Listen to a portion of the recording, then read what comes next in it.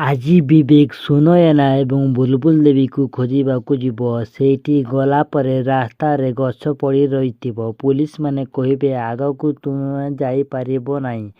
ବର୍ଷା ହେଇ ଗଛ ଡାଳପତ୍ର ସବୁ ନଷ୍ଟ ହୋଇଯାଇଛି, ତଳେ ପଡ଼ିଯାଇଛି।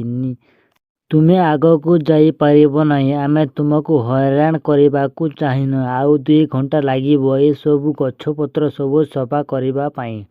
ସୁନୟନା କହିବେ ଆମେ ତୁମକୁ କିଛି ବି କରିନାହୁଁ, ଆମକୁ ଛାଡ଼ିଦିଅ। ଆମେ ତୁମର କି ଦୋଷ କରିଛୁ?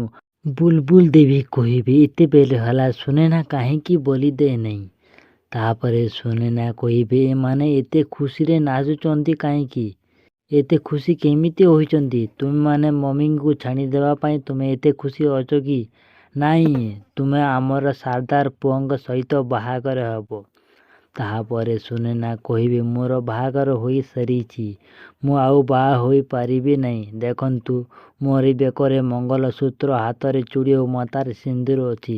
ମୋ କଥା ଟିକେ ବୁଝିବାକୁ ଚେଷ୍ଟା କର। ମୁଁ ଆଉ ବାହା ହୋଇପାରିବି ନାହିଁ। ମୁଁ ମରିଗଲେ ମରିଯିବି ପଛେ ମୁଁ ଆଉ କାହାକୁ ବାହା ହୋଇପାରିବି ନାହିଁ। ଆଜି ଆମର Odia serial Sunayana serial review ଆପଣମାନଙ୍କୁ କେମିତି ଲାଗିଲା? ଆମକୁ ଲାଇକ୍, ସେୟାର, କମେଣ୍ଟ କରି ନିହାତି ଜଣାଇବେ। ଆପଣମାନେ କେଉଁ ଜିଲ୍ଲାରୁ ଦେଖୁଛନ୍ତି ଆମକୁ କମେଣ୍ଟ କରି ନିହାତି ଜଣାଇବେ।